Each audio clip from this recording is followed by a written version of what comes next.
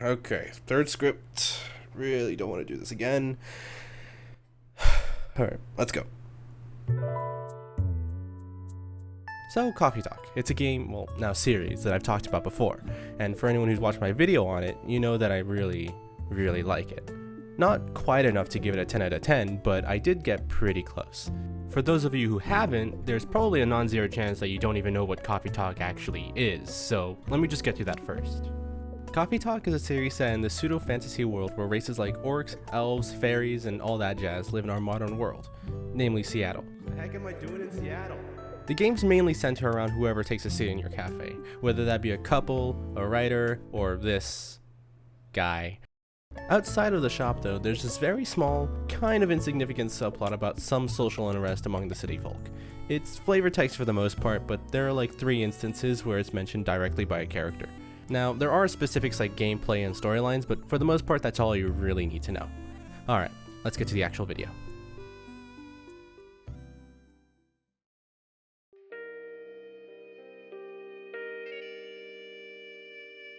Hibiscus and Butterfly opens on a stormy night in Seattle, September 19th, 2023. A lot of people just lost their jobs, but you don't really care. What really matters to you tonight is the storm shutting off your electricity every few minutes. You can't really control it, so you just check your phone. First, your recipes. There's a few saved, but nothing really special. Next is your evening whispers. Your free trial starts tomorrow, but God knows how you got a second one. Finally, you check Tomodachi and oh wait, where'd everyone go? Before you can even investigate, Georgie enters.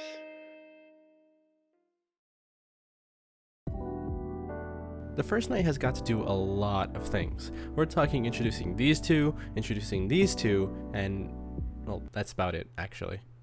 These guys are pretty important though, so let's talk about them. So, Hibiscus and Butterfly P make their way onto your shelves as new tea flavors with a metric ton of new recipes for every base, and after a few drinks, we start to see why. There aren't very many orders in this game that don't result in one of the special drinks, so you're always seeing these really cool cups of like, everything. The new flavors are maybe a little too vibrant if you aren't familiar with them in real life, but you get used to it. Items are also a new thing for this game and sit right down here. They fit into the game the same way that latte art does. Not absolutely necessary, but you should probably do it if you're capable of feeling happiness. You don't get a lot of items to actually give out during the story, so they're pretty easy to keep track of. The hard part comes later, when you actually have to give the items to the people. So giving out drinks and items is pretty easy for the most part. Take Georgie's order for example. Here, he wants a hibiscus tea, but clarifies after, no milk, you hear me? And you say, yeah man, whatever dude, and get started on your drink. From here you can just put 2 and 2 together and make something good and simple, and maybe add some cinnamon, and maybe some more, okay look, I like cinnamon, I'm sorry, is that so bad? And this is usually how the process goes. You're either given ingredients to use or told what not to use, and it's all just pretty simple. The same goes for items. You're given something and you're usually pushed or outright told to give it to someone. To bring us back to the other half of this equation, let me talk about the new characters very quickly. So we've got 2 newcomers, Lucas and Riona. He's Mr. Beast, she's a starving hipster, he's got goat legs, and she's got ghost legs. Regular legs. We also have this sweet lady right here. She comes in later. Now, I can't really talk about these 3 that much right now since, well, spoilers. But those are coming up soon, so it's not like you'll be waiting too long. And now an abrupt segue to the phone. I mentioned it earlier during my New York Times worthy narrative intro. It's back and better than ever. Starting with Tomodachi, we have stories. Look at them, they're cool. Inconsequential, but cool nonetheless. We've already said everything that needs to be said about this part, but here's the evening whispers. In the first game, Freya wrote these, but as we all know, and then, so now they're written by some random. Finally comes the soundtrack. I don't really know what to say, actually. It's a good soundtrack. I really like the song. There's no skip-worthy song in the soundtrack, in my opinion, but you don't really ever go to this part. It's not that important. Before I start spoiling the entire game, I want to talk about the game's scale. It's a lot bigger than the first game. I'm talking double the achievements, like an extra hour or 2 of gameplay on the first playthrough, and I gotta stop doing these lists of 3, it's not working out. You might be wondering why exactly it's that much bigger. Are they making us play more of the challenge mode? Yes, and no, thankfully. Hibiscus and Butterfly has a few alternate paths. I haven't gone through all of them, but the ones I have gone through are pretty good. And that should be it, non-spoiler wise. Yeah, that should be good to go. So here's your fair warning. If you haven't played either Coffee Talk 1 or Coffee Talk 2, now would be the time to do it. Or not. you can just experience it out of order like House of Leaves or something. I don't know. I'm gonna get some water.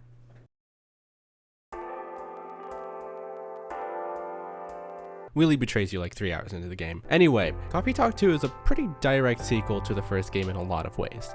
Most of the drinks are the same, the characters are basically the same, that kind of deal. It kind of weirds me out though, because I thought we were supposed to be like 2-3 years later or something, but whatever, I guess. What I have noticed about the characters though is that everything is sort of flipped. Like, think back to all of the super important characters from the first game. Freya, the couple, Rachel. Their stories were a massive part of the first game, but now that list looks more like dead, wed, irrelevant. Anyone? No, okay. Now think of the less important characters. Georgie, Neil, Hyde. I don't have a beat poem rhyme for them, but they are pretty massive in this game, and I'm gonna talk about it. Let's start with Georgie. He actually matters now. Surprising, I know. He's got this whole storyline about cars being vandalized in one specific street, and it's a mystery that lasts right up until the last few nights. His lighter, which is constantly being left out of your shop, is like 2 steps away from being a really stupid plot device, and you know what? Let's get into this. He's been tasked with the vandalization case. Every car on one specific block at a very specific time lose all of their valve cores and their tires deflate. Now, a little bit of a tangent, but I thought valve cores were really cool sounding and part of the engine somewhere. So imagine my surprise when I googled them 5 minutes ago and realized that they're just these things. I ate these for lunch, those aren't cool. So Georgie's got to solve this mystery, but he's also got another thing on his plate. His family. He mentions them like twice, so I'm not really going to expand on them. Anyway, he's got to investigate this stuff, and for some reason he keeps forgetting his father's or grandfather's lighter. Now, this thing's his good luck charm, so he's constantly asking for it whenever he comes around. At first, you would think that's really just the end of it. A mystery and a good luck charm. So fairies, right, they exist, but what we didn't know is that fairy was just a catch-all term for all races that weren't quite like the big six, whichever those were. Fairies were basically poor and weren't treated very well, so they made their own market area on the street that Georgie is looking at right now. An important thing to know is that there was a big tree there, and it didn't really do anything ever, but just remember it, okay? So life's good for a while, and then boom, a fairy gets run over by a car. Being a fairy at this point is a little more than a title. It basically means you aren't really counted as a person, meaning you don't really have any rights, little bro. And I'm sure whoever that was, they probably had a name, had that going through their head as their brains became part of the windshield. So fairy dies and the driver walks because they're like a spirit or something. Whenever they die, they disappear. So as far as the courts were concerned, they went poof, or better yet, they just didn't even exist in the first place because they were a fairy. Then some time passes and everyone's sad, so they go to the tree from earlier and start decorating with stuff to remember windshield bite because there's some memory nonsense going on. It's like what happened with Shion in 358 over 2 days. It doesn't matter what they put there, just know it's important. Fast forward to roughly now, and the city decides to kill the tree. Whoops. 2 gnomes, I think, are upset by this because they knew what that tree was, so they start getting right? So at around midnight, they start taking valve cores off of tires in an attempt to get people to remember what happened with windshield or something. I can't really remember. Now, you might be wondering where the lighter comes in, so here's the kicker. Back when the market existed, Georgie's dad or granddad bought this lighter from someone at that market, so it does this thing where I think it reacts to the energy or something and it destroys itself. This part so it just freaking took it out of me, man. I'm going to hide now. So, Adam Sandler's Dracula, he also kind of matters now. He and Georgie suffered from the same thing in Coffee Talk 1, where they were just sort of there to give advice and bounce off of other characters like 3 times before the credits roll. It's not that bad when you're actually playing the game, but it starts becoming clear now that he's actually getting some real character moments. Now, instead of being Mr. Tough Love, we get a little peek into, well, him.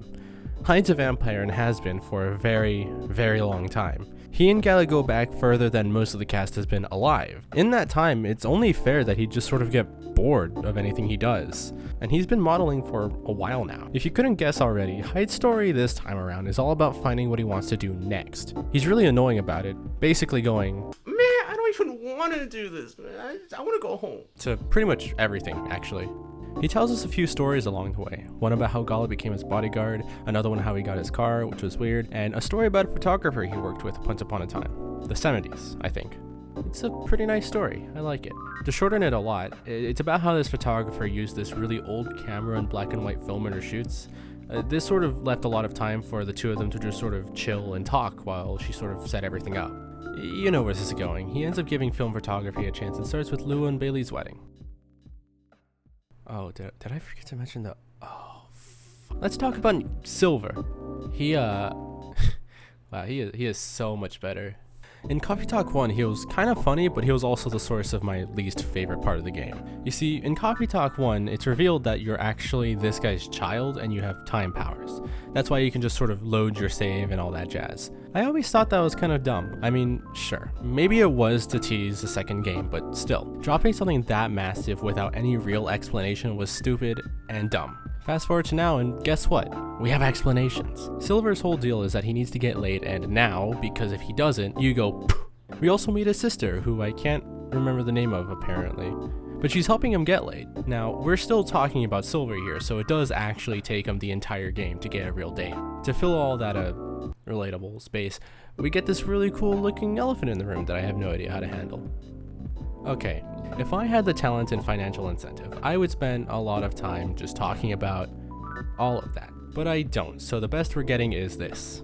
Silver's whole thing with fire and his hive mind has a lot of connections to a lot of things in real life, and none of those connections are really that subtle. Dude's an allegory for like 5 things, and if you don't catch on to at least one of them, I have some really bad news for you. Now, is the game worse off for it? Probably. I know I was brought out of it when I finally made that fire-ice connection. I can understand it though. I mean, you can't really be that subtle when it comes to this sort of thing. You're either heavy-handed or you're just too vague. It's a lose-lose. So I can't really be that upset because his story as a whole is generally pretty good. It's just that, you know, fire isn't really that great of an acronym. Alright, so there's this thing. I've already spoken about how nice all of this is, so I truly hope you can remember that for this next paragraph. Mixing drinks and all that jazz is fairly easy. Asterisk, for the most part. For 99% of the game, people will ask for something along the lines of, "Yo, can I get some like coffee with some milk and lemon, please? Thank you." Then you make it, and it looks kind of gross because it's not a real combination, but sometimes... Chai, okay. Sometimes they push you to your knees and shoot you in the back of the head. Sometimes it's chai, other times it's whatever this thing is. Look, I get it, right? You gotta use the brain sometimes, right? I'll admit, chai, I think was in the first game and I forgot. It's like STMJ, which I'm letting pass because I got that right the second time. There are about 2 times in this game where I was put out of it. Once in the beginning, once at the end. For this first one, we'll need to look at night 2. Lucas comes back to the shop because he feels kind of bad for what happened on night 1. Now, he plans to apologize to Riona, but she's not here, so that's where we come in. We gotta make sure to give her this card so she can contact him. Easy stuff. Until, of course, you forget to give her the card, have to restart the night, then realize it's not even there.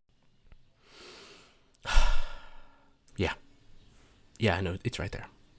We'll just skip over this part. It's fine. For that second time, we're also going to need to look at the beginning, specifically night 1, because Georgie orders something. You remember what it is. I made a joke about it earlier.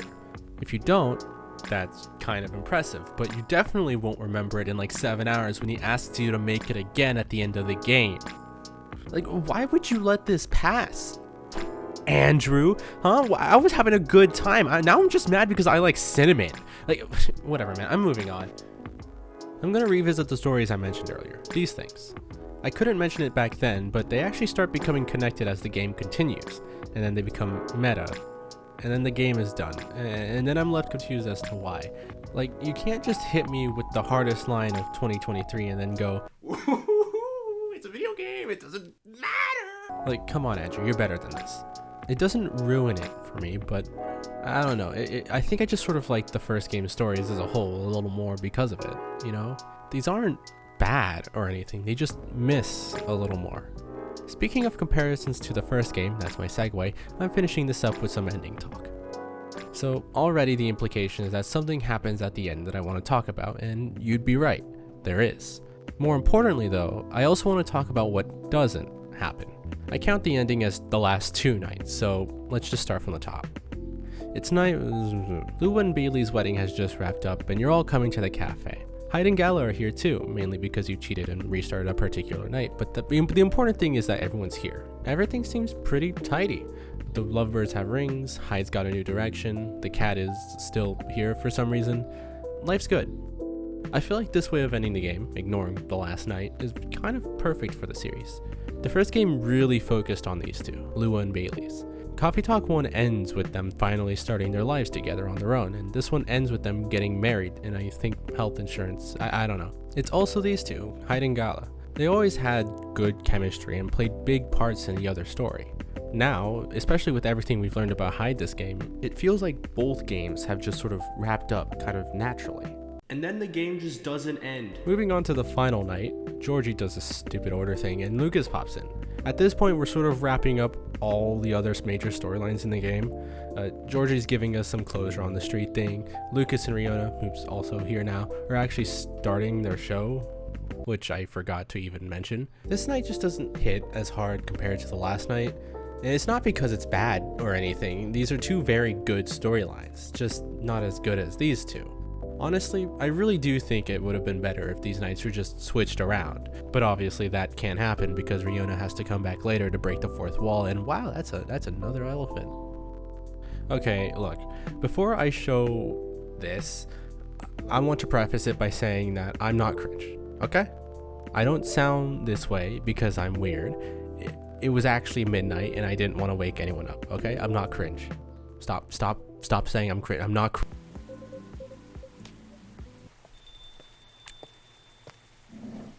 Let's go! Let's go!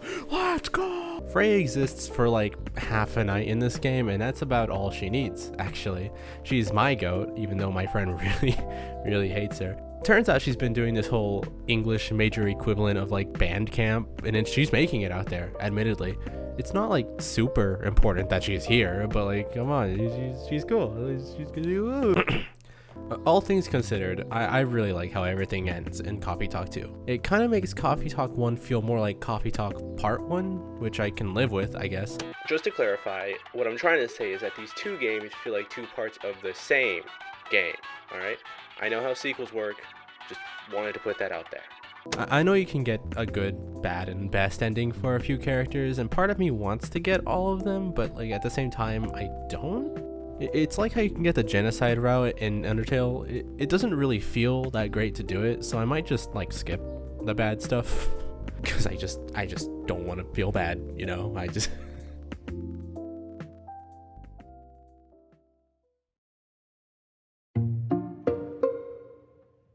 Well, it took a lot of paragraphs, but I think I'm finally done talking about this game, much to everyone I know's approval. Now, I don't exactly have the same attention to detail as Pyrocynical, so I definitely missed a lot of what happened in the game, but I like to think I got all the important parts. I really don't want to re-record this, so I'm not gonna re-record this. I am so tired of speaking. Okay, I'm gonna end it. I'm gonna end it. Okay. If you liked the video, please like it. If you want to do some more, subscribe. Yada yada yada. I'll see you around. Bye bye.